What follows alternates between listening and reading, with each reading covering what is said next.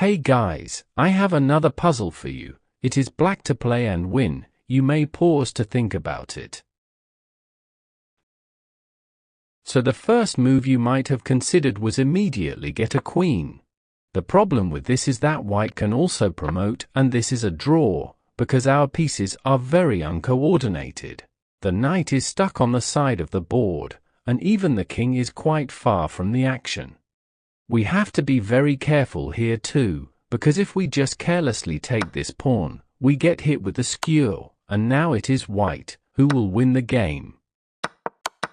Even if we start giving some checks, because our other pieces aren't in a position to help the queen, the king can get away with just dancing on these squares. And the moment we stop checking and do some random move, white can start checking us, and in this case, win the knight. So the only winning move is knight b7. And at first glance, it looks like we are completely ignoring this. Can you figure out why? The reason is that if white promotes, we have knight d6, forking the king and queen. So one try for white is king e6, which moves the king out of the fork, and controls d6 to stop the knight from moving there. But there is one fatal flaw in this move. Can you find what it is and how we can take advantage of that? The move is simply getting the queen. The reason is that the white king and queen are lined up on the same diagonal, so queen h3 check simply wins the queen. So the best try for white is king e7, still keeping an eye on the d6 square, while keeping off the diagonal to avoid any skewers. And only now, black promotes, and so does white. Some of you may be confused as in why was promoting earlier a draw, but promoting now a win? It all had to do with getting a so-called free move to move the knight slightly closer to the center. Yes, it may not seem useful, but this is the beauty of chess. Now is where it gets interesting. Believe it or not, we are going to win white's queen by force. Crazy, I know.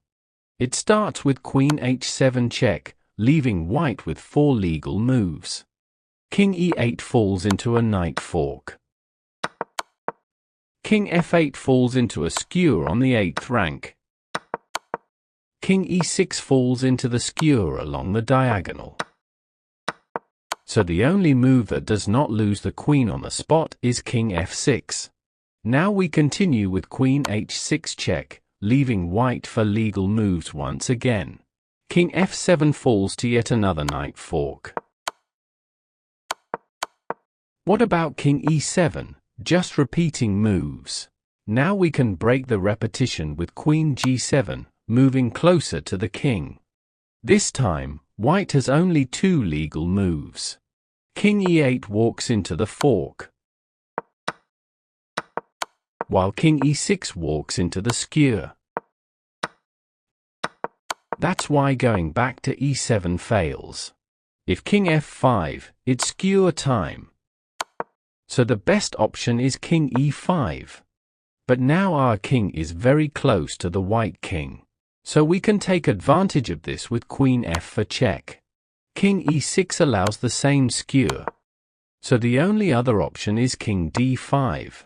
Now, can you find the only winning move here?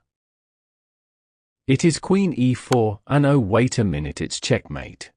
No!